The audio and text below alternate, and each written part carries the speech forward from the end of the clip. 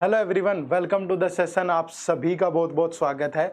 आज की इस वीडियो में हम डिस्कस करेंगे कि एसबीआई पीओ 2024 के लिए हमें कितना स्कोर टारगेट करना चाहिए।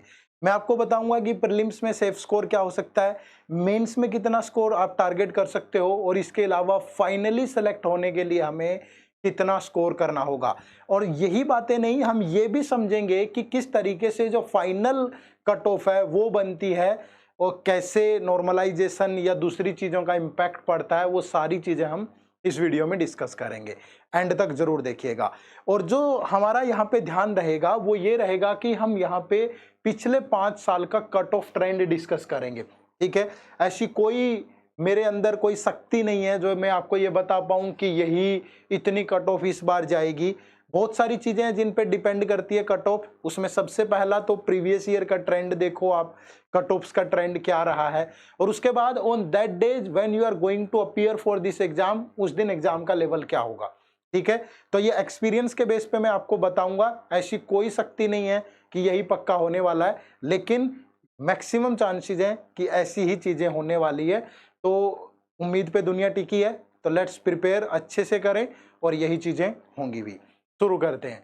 तो सबसे पहले 3 स्टेप्स होंगे, प्रीलिम्स होगा, मेंस होगा, इंटरव्यू होगा, उसके बाद फाइनल सिलेक्शन होगी। तो अगर हम प्रीलिम्स की बात करें जहां पे टोटल 100 क्वेश्चन होते हैं, 100 मार्क्स के होते हैं, क्वांट और रीजनिंग के 35 क्वेश्चन, इंग्लिश के 30 क्वेश्चन, तो 100 में से कितनी कट ऑफ जाती है।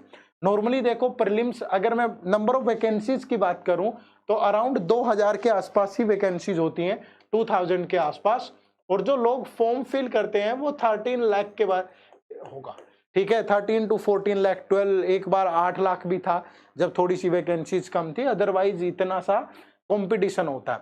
अब बात आती है कट ऑफ्स की। ठीक है, 100 में से कितनी कट ऑफ जाती है। तो अगर हम 2023 की बात करें तो यूआर कैटेगरी के लिए ये 59.25 थी, 2022 में ये 59.5 थी, 21 में 63 थी, यहाँ पे 58.5 थी और ये 71 थी। यहाँ पेपर थोड़ा इजी था, यहाँ थोड़ा सा जो आपको नंबर ऑफ वैकेंसीज कम थी तो थोड़ा सा इंक्रीज होगी, इतना सा फर्क रहा। उसके बाद अदर कैटेगरी के आप देखेंगे ईडब्ल्यूएस की लगभग सेम ही होती है यूआर कैटेगरी के, ज्यादा फर्क नहीं होगा।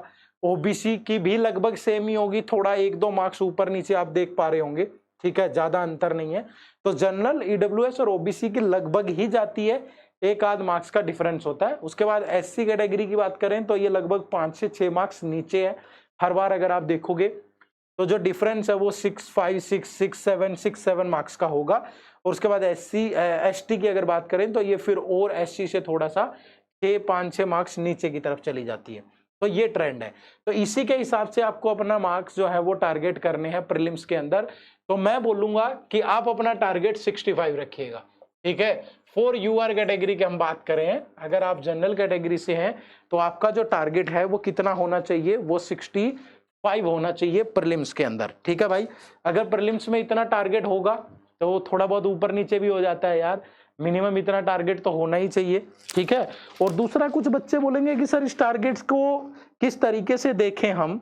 ठीक है, तो देखने का तरीका भी मैं बता देता हूं आपको। जब आप घर में मॉक टेस्ट देते हो ना, एक तो होगा कि आज ही मॉक टेस्ट दे दें जब आपकी तैयारी नहीं है, तब अपने आप को जज कर रहे हो, वो तरीका ठीक नहीं है। ठीक है, तो आपको हमेशा जब आपका सिलेबस कंप्लीट हो जाए आखिरी के दिनों में, मतलब बहुत आखिरी के दिनों में भी नहीं, मतलब थोड़ा सा 15-20 दिन पहले, तब जांचो आप अपने आप को, देखो कि जब सिलेबस कंप्लीट होने के बाद मेरे मार्क्स कितने आ रहे हैं, और फिर उसमें जितनी इंप्रूवमेंट के चांसेस हैं वैसा रखिएगा। ठीक है, तो जितनी भी ये कट ऑफ है इसमें 5 मार्क्स ऐड कर लो। ठीक है भाई, इसमें 5 मार्क्स ऐड कर लो हर एक कैटेगरी से जिससे भी आप बिलोंग करते हैं, इतना टारगेट आप रखिएगा तो वो स्कोर आपके लिए सेफ होगा। ठीक है, ये प्रीलिम्स की बात हुई।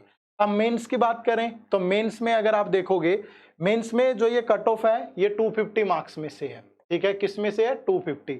200 का आपका ऑब्जेक्टिव पेपर होगा और 50 का आपका सब्जेक्टिव पेपर होगा, जो डिस्क्रिप्टिव वाला पार्ट होगा। तो टोटल 250 बनते हैं। अब आप सोच रहे होंगे कि सर अगर यहां देखूं तो 100 में से कट ऑफ 59.25 है, और अगर यहां देखूं तो 250 में से कट ऑफ 70 है। यही तो डिफरेंस है ना, यही चीज तो समझनी है आपको प्री और मेंस के अंदर, कि prelims paper as compare to mains बहुत इजी होता है। दोनों का कंपैरिजन कर रहा हूं मैं, आसान नहीं होता है, as compare to mains easy होता है। और यहाँ पेपर बहुत टफ होता है। अगर आपने मैथ के अगर 10 सवाल सोल्व कर लिए, 10 से 12 सवाल सोल्व कर लिए, तो आप मान के चलो कि आपने आपका मैथ बहुत अच्छा था। इस टाइप का लेवल होगा यहाँ पे, समझ रहे हो ना। तो 70 मार्क्स तभी आएंगे अगर आप इतना स्कोर करेंगे, रीजनिंग में इतने स्कोर करेंगे, क्योंकि कुछ क्वेश्चन 1 मार्कर होते हैं, कुछ क्वेश्चन 2 मार्कर होते हैं, ठीक है। क्योंकि रीजनिंग के अंदर आपके जो क्वेश्चन है वो 40 होंगे, 50 मार्क्स के होंगे, मैथ के 30 क्वेश्चन होंगे 50 मार्क्स के, इंग्लिश के 40 क्वेश्चन होंगे 50 मार्क्स के, और करंट अफेयर के 50 क्वेश्चन होंगे 60 मार्क्स के, तब 200 होते हैं। ईडब्ल्यूएस लगभग सेम है, आप देखोगे। ओबीसी फिर नीचे आ गई है, यहाँ पे आप देखोगे तो फर्क पड़ रहा है, यहाँ पे फर्क है, यहाँ पे भी 2-4 नंबर का फर्क है अगर बाकी ईयर्स में भी आप देखोगे। फिर एससी इससे और 4-5 नंबर नीचे चला जाएगा, और एससी एसटी यहाँ पे लगभग सेम है, किसी ईयर में डिफरेंस है। तो आप यहाँ पे भी +5 अपना टारगेट, मतलब आपको जितनी कट ऑफ गई है उससे +5 अपना टारगेट। ऐसा भी नहीं है कि 100 टारगेट कर लूंगा, नहीं होगा, ठीक है। जो चीजें डुएबल है, हवा में तो कोई भी बात कर लेगा, बाहर बैठ के बात करना आसान है, जिस दिन पेपर में जाके बैठोगे आपकी हवा टाइट हो जाएगी। तो मैं उस चीजों पे नहीं जाऊंगा कभी भी, मैं आपको कोई ऐसी स्ट्रेटेजी, ऐसी चीजें नहीं बताऊंगा जो मतलब सोचना इम्पॉसिबल हो, ठीक है, टू द पॉइंट। तो यहाँ पे भी आप +5 अपना टारगेट रखें, तो यूआर कैटेगरी के लिए ये टारगेट 75 होना चाहिए, जो इजीली अचीवेबल है अगर आप एफर्ट करोगे डे 1 से, तो 250। लेकिन ये ध्यान रखिए, प्रीलिम्स में कौन से टॉपिक टारगेट करने हैं, मेंस में कौन से टारगेट करने हैं, इससे रिलेटेड बहुत सारी वीडियो बना रखी है हमने हमारे चैनल पे, जाके देख लो आप। क्वांट का सिलेबस देख लो, रीजनिंग का सिलेबस की वाली वीडियो देख लो, और डेली हम क्लासेज भी ले रहे हैं, फ्री क्लासेज चल रही है हमारी, ठीक है, उनके बारे में मैं लास्ट में बता दूंगा। उसके बाद ये फाइनल कट ऑफ बनती है आपकी, ये final cut off out of 100 है, ठीक है।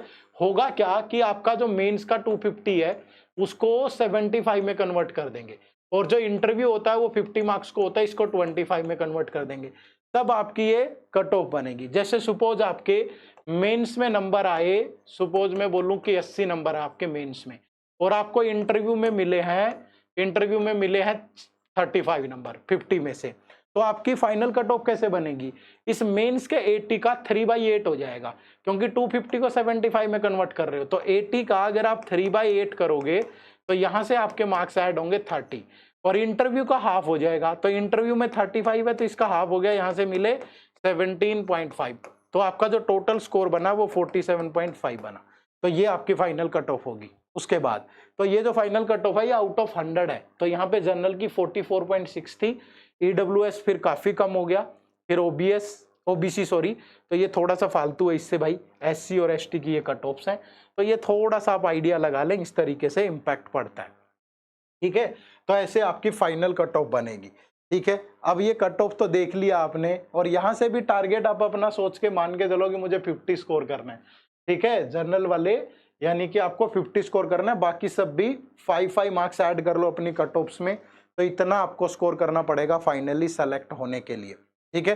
तो यहाँ तो मैंने सिर्फ आपको प्रीलिम्स और मेंस का टारगेट स्कोर बताया है, कट ऑफ्स बताइए, ठीक है। लेकिन सबसे बड़ा मुद्दा क्या है, देखो, एक तो प्रीलिम्स का मार्क्स आगे ऐड नहीं होते हैं, यहीं तक है प्रीलिम्स की कहानी, आगे जाके ऐड नहीं होंगे, बस फिर मेंस का स्कोर और फाइनल स्कोर ही ऐड होगा, ठीक है। लेकिन बात समझने वाली क्या है यहाँ पे, बात ये है कि ये तो पता चल गया कि टारगेट इतना करना है, बट करना कैसे है, उसके लिए आपको पढ़ना पड़ेगा, कंसिस्टेंटली मेहनत करनी पड़ेगी, और कोई ऑल्टरनेट नहीं है। अगर आप सोचते हो हवा में हो जाएगा, मेरे सोचने से हो जाएगा, लिख के ले लो, गारंटेड नहीं होगा, ठीक है। आज की दुनिया में इतना कंपटीशन है, मेहनत से मिल जाए बहुत बड़ी बात है, तो लगातार मेहनत करो जी जान से। हमने फ्री बैच शुरू किया हुआ है SBI PO 2024 के लिए, जिसकी मैथ की क्लास सुबह 9:30 होती है, रीजनिंग की क्लास दोपहर को 1:30, इंग्लिश की क्लास शाम को 4:30, ठीक है। और सैटरडे को वीकली करंट अफेयर की क्लास होती है, और भी बहुत सारी स्ट्रेटेजी वीडियो हमारे चैनल पे मिलती रहती है इसी पे, इसलिए इस चैनल को सब्सक्राइब कर लो, बिल्कुल हाथ पकड़ के आगे बढ़ाने का काम करेगा ये चैनल, आपको बहुत मजबूती मिलेगी आपकी प्रिपरेशन को। 2 घंटे की एक लाइव स्ट्रेटेजी वर्कशॉप भी कंडक्ट करता हूं, ये भी बिल्कुल फ्री है, जिसमें मैं आपको बताऊंगा प्री में कौन से टॉपिक टारगेट करने हैं, मेंस में कौन से टॉपिक टारगेट करने हैं, करंट अफेयर कब से पढ़ना शुरू करें, इंग्लिश वीक है तो क्या करें, डिस्क्रिप्टिव के लिए क्या करें। अगर आप ये सारी स्ट्रेटेजी जानना चाहते हो एक ही जगह सिर्फ 2 घंटे में, तो आप अपनी स्क्रीन पे देख रहे हैं, इस लाइव स्ट्रेटेजी वर्कशॉप के लिए आप क्या कर लो, रजिस्टर कर लो अपने आप को, इसी वीडियो के डिस्क्रिप्शन में इसका लिंक है। उम्मीद करूंगा जो ये चीजें, जो इन्फॉर्मेशन आपको बताई है एक ही जगह, सारी चीजें कैसे आपकी फाइनल कट ऑफ बनती है, कैसे ये सारी चीजें हैं, तो उसमें आपको हेल्प मिलेगी। यहाँ पे एक पॉइंट ऐड कर देता हूँ, जो इंटरव्यू के 50 मार्क्स होते हैं उसमें ग्रुप डिस्कशन और इंटरव्यू के मार्क्स होते हैं, साइकोमेट्रिक टेस्ट के मार्क्स नहीं होते, वो सिर्फ क्वालिफाई करना होता है ना। तो ये फिर आपका स्कोर ऐसे कन्वर्ट होकर ये फाइनल कट ऑफ जो है वो बनती है। ठीक है भाई, तो उम्मीद करूंगा कि आप बेहतर तरीके से समझ पाए होंगे, और बहुत सारी इन्फॉर्मेशन के लिए हमारे चैनल को सब्सक्राइब करें, जुड़े हमारे साथ। अगली वीडियो में फिर मुलाकात होगी। आप सबका बहुत बहुत शुक्रिया, थैंक यू वेरी मच। जय हिंद, जय भारत।